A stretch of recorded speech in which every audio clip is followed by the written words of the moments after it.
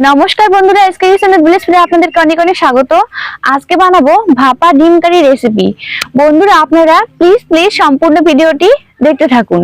আমি কিভাবে ভাপা ডিম কারি রেসিপিটি তৈরি করি। ভাপা ডিম কারি বানানোর জন্য প্রথমে আমি 4টে ডিম নিয়েছি। ডিমগুলোকে আমি ফাটিয়ে নেব।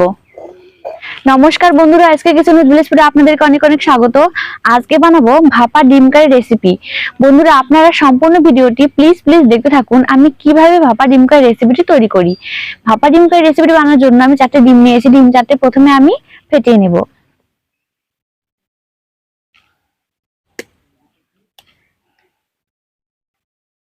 এবার আমি ডিমের মধ্যে দিয়ে দেব লবণ। ডিমগুলো আমি খুব ভালো করে ফেটিয়ে নেব। ডিমগুলোকে আমি খুব সুন্দর করে ফেটিয়ে নিয়েছি। এবার এগুলো গরম জলে ভাপে আমি সেদ্ধ করতে বসিয়ে দেব।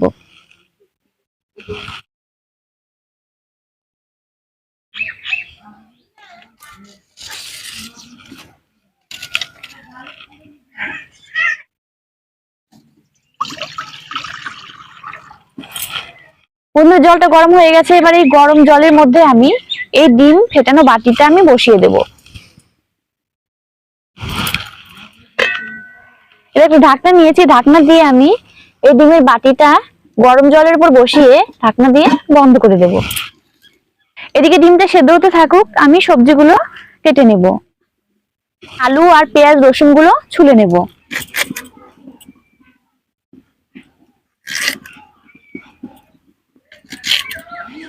দেখুন বন্ধুরা, আলুগুলো আমি এরকম সাইজে কেটে নিয়েছি। আলুগুলো আমি কেটে নিয়েছি।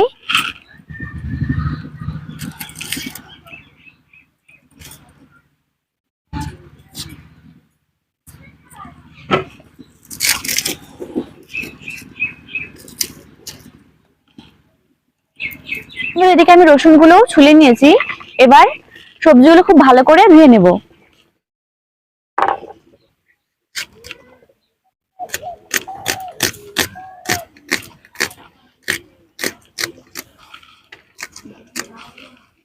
আমি পেঁয়াজ রসুন গুলো কেটে নিয়েছি। এবার টুকরো করে আলুগুলো ধুয়ে নেব।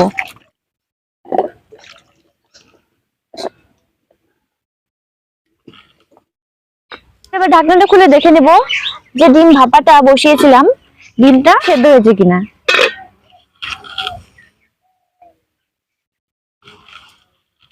দেখুন বন্ধুরা, ডিম ভাপাটা কিন্তু খুব ভালো করে সেদ্ধ হয়ে গেছে।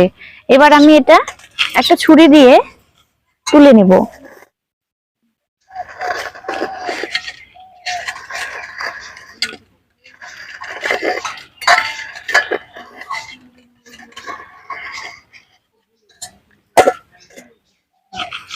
ডিমটা কিন্তু খুব ভালোভাবে ভাপে সেদ্ধ হয়েছে।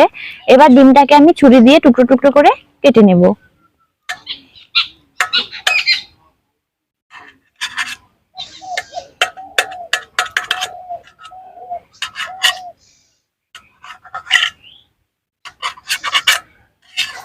টুকরো করে এরকম করে কেটে নিয়েছি। এবার ডিমগুলোতে আমি লবণ আর হলুদ মাখিয়ে নেব। দিয়ে দেবো কিছুটা পরিমাণ হলুদ আর দেবো কিছুটা পরিমাণ লবণ। লবণ আর হলুদ দিয়ে ডিমটাকে মাখিয়ে নিয়েছি। জিরে আর ধনে আমি একসাথে বেটে নিয়েছি। এবার আমি গরম মশলা বেটে নেব।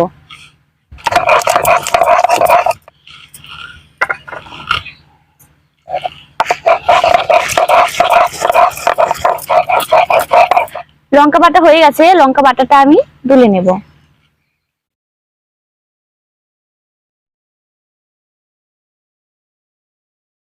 কড়াইতে দিয়ে দেবো সরিষার তেল। তেলটা গরম হয়ে গেছে। এবার লবণ হলুদ মাখানো ডিমটা আমি ভেজে নেব। ডিমগুলো ভাজা হয়ে গেছে। এবার আমি সবগুলো ডিম তুলে নেব। তেলের মধ্যে দিয়ে দেবো গোটা জিরে, একটা শুকনো লঙ্কা আর দেবো তেজপাতা। এবার দেবো পেঁয়াজ কুচি,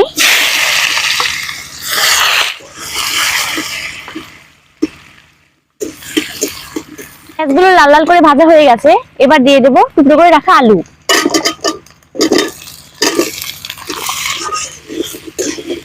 কিছুটা পরিমাণ হলুদ গুঁড়ো, দেবো স্বাদ মতো লবণ,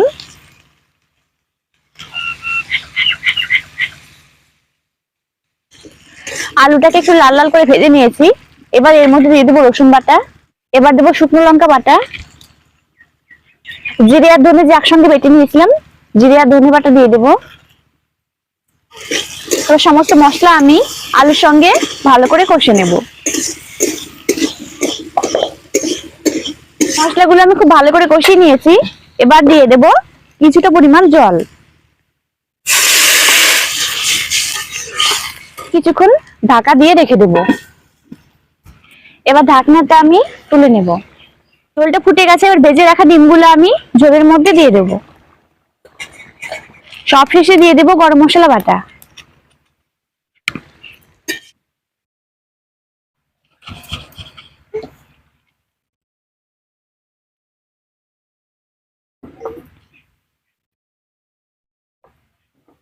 ভাপা ডিম কারি রেসিপিটি কিন্তু তৈরি হয়ে গেছে। আপনারা এইভাবে ভাপা ডিম কারি বানিয়ে বাড়িতে খেয়ে দেখবেন, আশা করি আপনাদেরও খুব ভালো লাগবে। বন্ধুরা, আমার ভিডিওটি যদি ভালো লেগে থাকে তাহলে লাইক করবেন, আমার চ্যানেলটিকে সাবস্ক্রাইব করবেন, ভিডিও নোটিফিকেশন আগে পেতে বেল আইকনটি বাজিয়ে দেবেন। ততক্ষণ আপনারা সবাই সুস্থ থাকবেন, ভালো থাকবেন। আবার ফিরে আসছি অন্য কোনো নতুন ভিডিওতে।